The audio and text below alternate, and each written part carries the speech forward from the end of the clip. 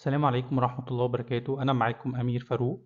النهاردة إن شاء الله هنتعلم محتوى الفيديو إديتنج، إزاي إن إحنا نقدر نعمل مونتاج باستخدام برنامج أدوب بريمير. أول حاجة هشغل برنامج أدوب بريمير، ابتدي يشتغل البرنامج اللي إحنا إن شاء الله هنستخدمه في الفيديو إديتنج. أول حاجة في شاشة البرنامج إحنا عايزين نكريت بروجكت جديد علشان نعمل بيه إديتنج للفيديو اللي إحنا عايزينه. في عندي طريقتين اقدر اكريت بيهم البروجكت، يا اما من الواجهه الرئيسيه بتاعه البرنامج اضغط نيو بروجكت، او من فايل اختار نيو بعد كده اختار بروجكت. الطريقه الاسهل ليا اقدر ان انا استخدمها مباشره. هضغط على نيو بروجكت، هيطلع لي بعد كده ويندو اقدر ان انا اختار منها البروجكت نيم بتاعي. اسمي البروجكت زي ما انت عايز، وليكن مثلا سميت البروجكت بتاعي تيست. بعد كده بختار البروجكت لوكيشن، عايز الفيديو ده يبقى مكانه موجود فين، الاوتبوت هيبقى موجود فين، فهختار تشوز لوكيشن وليكن اخترت مثلا الديسكتوب. سيلكت فولدر وهروح اضغط على كرييت. الشاشة اللي قدامي دي مقسومة لأربع أجزاء. الجزء الأولاني في الشاشة من تحت ده بقدر أحط فيه كل الميديا بتاعتي، سواء الصور أو الفيديو أو الساوندز، الحاجات اللي أنا هقدر أعمل بيها الإيديتنج للفيديو بتاعي. بعد كده هنا التايم لاين اللي انا ببتدي ارتب فيه الفيديوز وارتب فيه الصور والساوندز علشان يطلع لي البروجكت او البرودكت النهائي اللي هو الفيديو اللي انا عايز اعمل له اديتنج. بعد كده هنا بيظهر الفيديو او بيظهر الاوتبوت حسب ما انت رتبت في التايم لاين. يعني مثلا في التايم لاين حطيت صورة وبعدها فيديو، الشكل النهائي اللي بيطلع هشوف شكله في الجزء او المربع ده او البارتيشن ده. هنا الافكت كنترول، وهنا بقدر ان انا اعمل العمليات بقى اللي انا عايز اعملها على التكست اللي انا عايز اعملها، على الصور اللي انا عايز اعملها، على الفيديو. هنتعرف على ده بالتفصيل دلوقتي. اول حاجة ازاي ادخل ميديا للبرنامج بتاعي. كل اللي انا محتاج اعمله ان انا اضغط بس دبل كليك على الشاشة دي، هيفتح لي الهارد بتاعي، اقدر اختار منه الميديا اللي انا عايزها. وليكن انا عايز الفيديو والصورة دول، هحددهم واضغط على اوبن. كده انا قدرت ان انا اضيف للجزء او البارتيشن الخاص بالميديا الفيديو والصورة اللي انا هستعملهم في المونتاج بتاعي. الخطوة اللي بعدها زي ما انتم شايفين التايم لاين بتاعي هو بيقول لي نو سيكونس، انت ما فيش اي حاجة حاططها في التايم لاين، ولذلك الاوتبوت هنا طالع لي فاضي، انا لسه ما حطيتش اي حاجة. التايم لاين هو يعتبر المطبخ بتاعي اللي انا بطبخ فيه كل حاجة بالادوات اللي معايا علشان اطلع المنتج النهائي هنا. يعني دي تعتبر كل الادوات بتاعتي. هنا يعتبر المكان اللي انا بطبخ فيه باستخدام الادوات دي، هنا يعتبر المنتج النهائي اللي طلع بعد ما خلصت الطبخة بتاعتي. طيب يعني انا دلوقتي عايز اضيف فيديو بقى، اخد الادوات بتاعتي دي او اديها للتايم لاين. كل اللي انا هعمله هسحب الفيديو بتاعي واروح اعمل له دراج دروب وارميه في التايم لاين. زي ما انتم شايفين التايم لاين بتاعي هنا اصبح موجود في الفيديو، والمنتج النهائي اصبح موريني ده شكل المنتج النهائي اللي هيطلع لك. في التايم لاين اللي قدامي هو مقسم الفيديو بتاعي للساوند والفيديو نفسه. لو هنا الفيديو كان انت عايز تخفي الفيديو وعايز تخلي الصوت بس، كل اللي حضرتك محتاج تعمله انك بس تضغط على علامة العين دي. مجرد ما حضرتك هتضغط عليها كده انت خفيت الفيديو بتاعك. طب عايز اظهره تاني، تمام، هرجع اظهر الفيديو بتاعي. لو الفيديو بتاعك انت عايز تعمل عليه فويس اوفر، لو انت عايز تدخل صوت على الفيديو اللي قدامك، كل اللي انت محتاج تعمله انك تضغط على علامة المايك دي علشان تعمل فويس اوفر ريكورد، فيبتدي ان هو يسجل صوت على ملف الفيديو اللي قدامك. برضو من الحاجات اللي احنا محتاجين نكون عارفينها، لو انا عايز اكتب على الفيديو بتاعي. لو انت عايز تكتب اي حاجة على الفيديو بتاعك، كل اللي انت محتاج تعمله من التولز اللي موجودة قدام حضرتك دي، هتضغط على علامة التايب تول او اداة الكتابة. هضغط عليها وروح في الفيديو بتاعك واضغط بس كليك بالماوس واكتب اللي انت عايزه. وليكن كتبت مثلا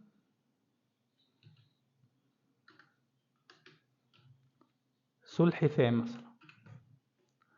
طيب انا عايز اغير شكل الكتابة دي، عايز اغير بقى شكل التكست، عايز اغير اللون، عايز اعمل باك جراوند للتكست ده. ازاي اقدر اعمل اديتنج للتكست اللي موجود على الفيديو بتاعي؟ عشان تقدر تعمل ده كل اللي انت محتاج تعمله الخطوة الأولى انك تحدد التكست اللي انت عايز تعمل له edit. الخطوة اللي بعدها هنروح بقى للجزء اللي بنعمل فيه العمليات بتاعتنا، هو ده اللي انا كنت بقول لكم عليه في اول الفيديو. بعمل عمليات على كل الميديا اللي موجودة عندي علشان اقدر ان انا اظبطها زي ما انا عايز.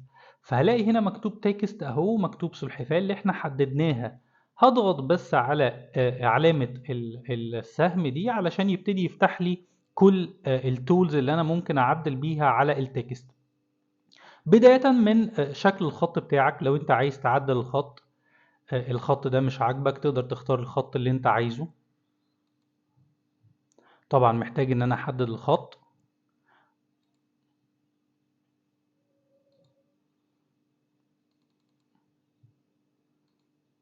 روح اختار بقى الفونت اللي انت عايزه، وليكن مثلا اخترت الخط ده. طبعا زي ما انتوا شايفين ادي الفونت بتاعي اللي انا غيرته.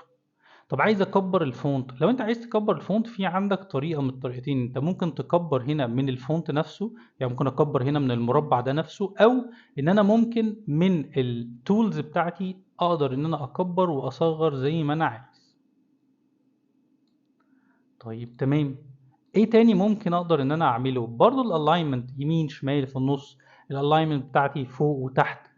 آه، بس الالاينمنت عادي انا ممكن اظبطها عادي انا بالادوات بتاعتي، يعني بالسلكشن تول.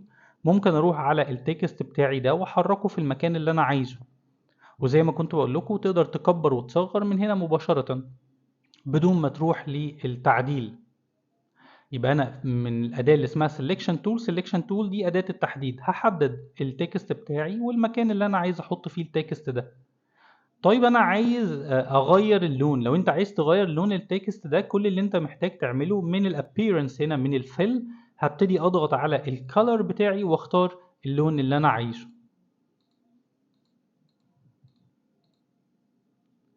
بعد ما تختار اللون اللي انت عايزه تقدر تضغط على اوكي. كده انا اخترت اللون.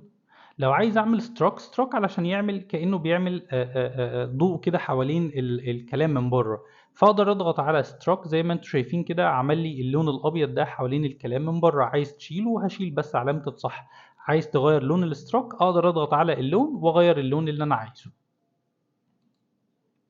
لو انا عايز اعمل باك جراوند للتكست بتاعي علشان يبقى ظاهر اكتر، يعني هو ما يبقاش تايه كده في الباك جراوند اللي موجوده بتاعت الفيديو، فكل اللي حضرتك محتاج تعمله برضو ان هعمل تشيك على الباك جراوند وروح اختار الباك جراوند اللي انت عايزها. طيب لو انا عايز ان انا اكبر الباك جراوند دي شويه، هقدر ان انا اكبر الباك جراوند بتاعتي من هنا عشان ما تبقاش على قد التكست، بس انا عايزها تبقى حوالين التكست شويه. طب لو انت عايز تظبط الابيرنس بتاعها ان هي تبقى ظاهره على الاخر كده، ظاهره وهتداري اللي وراها، وكده مش ظاهره خالص، فتقدر تظبط الابيرنس بتاعك بحيث ان التكست يكون باين وفي نفس الوقت ما يبقاش مداري الفيديو اللي وراه.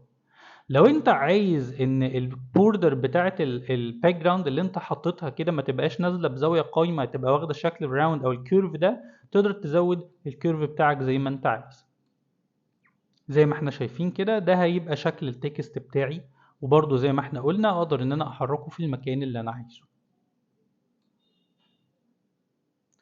طيب لو انا عايز اظبط النص بتاعي، التايم بتاعه هيبقى قد ايه؟ احنا كنا قلنا في اول الفيديو خالص ان هو ده التايم لاين، هو ده شريط الزمن بتاعي اللي انا اقدر اظبط كل حاجة في الفيديو بتاعتي هتاخد وقت قد ايه.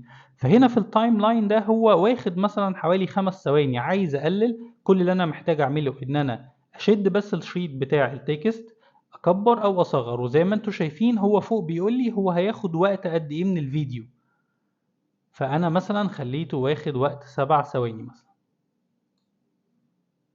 يبقى الفيديو ده هيشتغل 7 ثواني. الكلمة بتاعت سلحفاة دي هتفضل ان هي ظاهرة.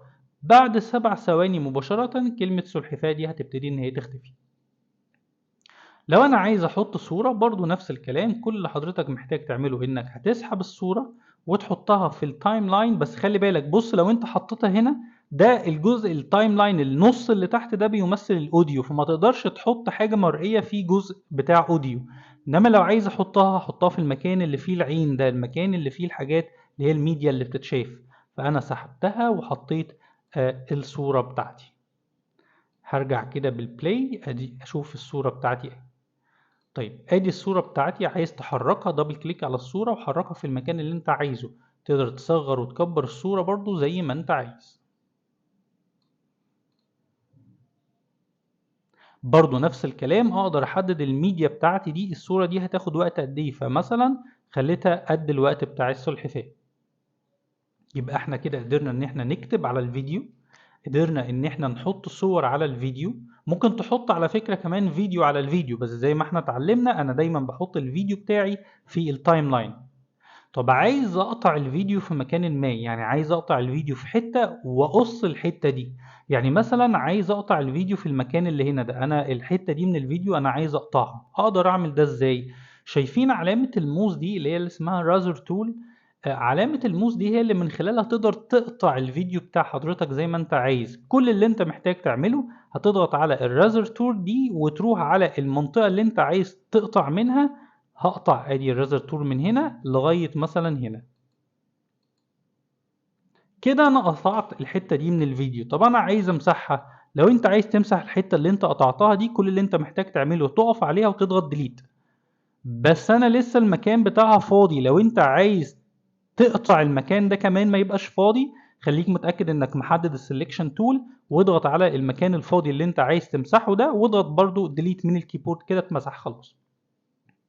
يبقى انا دلوقتي كده لو انا عايز اقطع جزء من الفيديو، كل اللي انت محتاج تعمله تختار الرازر تول وتقدر ان انت تروح تقطع بداية ونهاية الجزء اللي انت عايز تقطعه. طيب انا عايز اكبر التايم لاين شوية علشان اقدر اعمل زوم واشوف بالظبط انا عايز اقطع منين. عشان تعمل زوم كل اللي انت محتاج تعمله انك من الكيبورد تضغط زرار كنترول زائد زرار زائد علامة البلس. فانت كده بتعمل زوم للتايم لاين. لو انت عايز تعمل زوم اوت، كل اللي انت محتاج تعمله انك تضغط كنترول وعلامة الناقص اللي جنبها. فانت كده بتعمل زوم اوت. برضو تقدر بسهولة تعمل زوم ان وزوم اوت من هنا. عايز تعمل زوم ان وزوم اوت، ادي كنترول وزائد وادي كنترول وناقص، وتقدر تعمل زوم ان وزوم اوت من هنا. طيب انا كده اتعلمت ان انا اقدر اعمل كمان زوم ان وزوم اوت. هل في اختصارات تاني؟ يعني انت كنت بتقول لي ان في اختصار من الكيبورد كنترول بلس وكنترول ماينس، هل في اختصارات تاني؟ لو انت عايز تختار الرازر تول، بدل ما انت كل شويه عمال تروح لشريط الادوات بتاعك وتختار منه الرازر تول، فانت ممكن بدل ما تروح هنا، كل اللي حضرتك محتاج تعمله انك تضغط في المكان اللي انت عايز تقص من عنده كنترول وعلامه او حرف الكي. كنترول وكي هيبتدي يقطع لك الفيديو من المكان اللي انت واقف عنده. طب عايز اقطع كمان جزء تاني، عايز تقطع مثلا من هنا اهو كنترول وكي، هيقطع لك من البداية لحد الجزء اللي انت عامل عنده بلاي، الجزء اللي انت موقف عنده علامة البلاي دي. طب لو انا عايز امسح الفيديو وفي نفس الوقت انا مش عايز المكان بتاع الفيديو ده يبقى موجود، يعني انا كل مرة بمسح الفيديو او بمسح الجزء اللي انا قصيته وبعد كده امسح المكان بتاعه. فلو انت عايز تستغنى عن كل ده، كل اللي انت محتاج تعمله تضغط شيفت وديليت. تضغط شيفت وديليت هيشيل المقطع وهيشيل كمان المكان بتاعه اللي موجود في التايم لاين. يبقى انا عندي اختصارين، عندي اختصار شيفت وديليت عشان يمسح المقطع بتاعي ويمسح مكانه بدل ديليت فقط، وعندي كنترول وكي علشان استخدم اداة الرازر تول واقدر اقص بيها الفيديو بتاعي من المكان اللي انا عايزه. اتكلمنا كمان عن السلكشن تول اللي اقدر ان انا اسلكت اي جزء في الفيديو عشان اقدر احركه او استعمله اي حاجة زي ما انا عايز. واتكلمنا على التايب تول اللي انا بقدر ان انا استخدمها علشان اقدر اكتب على الفيديو بتاعي. برضه هقول لكم على موقعين شهيرين جدا لو انت عايز تجيب ايكون زي الصور اللي انا حطيتها دي، ولو انت عايز تجيب فيديو وتكون فري ما تعملكش اي مشكلة في اللايسنس بتاعتها او الترخيص بتاعها لو انت بتعمل محتوى على الانترنت. ففي موقع شهير اللي هو الموقع اللي اسمه بيكسلز. بيكسلز تقدر تجيب منه صور فور فري، وتقدر تجيب منه فيديوز وتقدر تحطها في المحتوى بتاع حضرتك بدون ما يبقى عندك اي مشكلة في حقوق الملكيه. يعني مثلا انا عايز فيديو دلوقتي ورحت كاتب كده انيمال مثلا، عايز فيديوهات عن الانيمالز. فزي ما احنا شايفين هلاقي فيديوز موجودة عن الانيمالز، تقدر حضرتك تعمل لها داونلود فور فري من غير ما يكون عندك اي مشكلة في حقوق الملكية. كمان نفس الفكرة برضو في عندي موقع فلاكشن. موقع فلاكشن ده تقدر تجيب منه ايكونز برضو فور فري من غير ما يبقى عندك اي مشكلة. كل اللي حضرتك هتعمله انك هتختار الايكون وتضغط على داونلود. برضو نفس الكلام، كل اللي حضرتك هتعمله انك هتضغط على الفيديو وجوه الفيديو هتعمل فري داونلود. فكده ما عندكش اي مشكله في انك كمان في الفيديو اديتنج بتاعك تقدر تدخل صور وفيديوهات بدون ما تعمل لك اي مشكله في جزء حقوق الملكيه. طب الخطوه الاخيره، خلاص بقى انا خدت الادوات بتاعتي ودخلت المطبخ وطبخت وخلصت، عايز اطلع بقى الطبخه النهائيه، عايز اطلع المنتج النهائي. اقدر اطلع المنتج النهائي ده ازاي؟ فتقدر حضرتك تضغط على اكسبورت. لو ضغطت على اكسبورت من هنا هيبتدي ان هو يقول لك ايه الاختيارات اللي انت عايز تطلع بيها الفيديو ده. طيب اولا هو بيقول لك في الاول الفايل نيم، اسم الفايل ده عايز تسميه ايه، فسميه زي ما انت عايز. المكان بتاعه عايز تسمي او عايز تحط الفايل ده البرودكت ده هيطلع فين، برضو ممكن اضغط هنا واختار المكان اللي انا عايز الفيديو ده يطلع فيه. بعد كده عندي بقى الفورمات، خلي الفورمات H264 وخلي هنا بقى الكواليتي حسب ما انت عايز. يعني مثلا تقدر تختار كواليتي 4K، تقدر تختار كواليتي 720 HD، تقدر تختار الهاي كواليتي ال 1080 HD، تقدر تختار الكواليتي اللي بتناسب اليوتيوب، وفي كمان حاجات تناسب الفيسبوك. يعني لو انا ضغطت هنا على مور بريسيتس، فاقدر هنا مثلا لو انت بتدور على الفيديوهات اللي تناسب محتوى اليوتيوب او اسف الفيسبوك، هضغط على فيسبوك وشوف ايه الكواليتي اللي انت عايزها للفيسبوك. هل انت عايز ال 4K ولا عايز الفول اتش دي ولا عايز ال 720 اتش دي؟ لو انت عايز حاجة تناسب اليوتيوب نفس الكلام، هتكتب بس يوتيوب وتقدر انك تختار المحتوى اللي انت عايزه. انت عايز الفول اتش دي 1080 ولا عايز ال 4K ولا عايز الاس دي ولا عايز ايه بالظبط؟ الكواليتي اللي حضرتك محتاجه تقدر انك تختار الكواليتي اللي انت عايزه، وليكن مثلا انا اخترت ال 1080 فول اتش دي. هضغط بس على اوكي. خلاص بمجرد ما حضرتك خلصت كل اللي انت محتاج تعمله انك بس تضغط على اكسبورت. اول لما تضغط على اكسبورت هيبتدي طبعا حسب امكانيات الجهاز بتاعك هيبتدي ان هو يعمل اكسبورت للفيديو. يعني ده بيعتمد على امكانيات الجهاز بتاعي. الجزء اللي هو الريندرنج اللي هو يبتدي يطلع المونتاج اللي انت عملته يطلع لك منتج نهائي اللي هو الفيديو. لحد هنا احنا اتعلمنا اساسيات الفيديو اديتنج اللي انا اقدر ان انا استخدمها علشان اقدر اعمل مونتاج للفيديو بتاعي باستخدام برنامج ادوب بريمير. كنت انا معاكم امير فاروق في محتوى الفيديو اديتنج. لو حد عنده اي سؤال تقدر تكتب كومنت وانا هكون موجود دايما عشان اجاوب على الاسئله بتاعتكم. ما تنساش تعمل للفيديو لايك وشير وسبسكرايب عشان المحتوى يوصل لاكبر قدر من المتابعين اللي مهتمين بالموضوعات اللي احنا بنقولها. شكرا جدا لوقتكم وشكرا لاستماعكم، والسلام عليكم ورحمه الله وبركاته.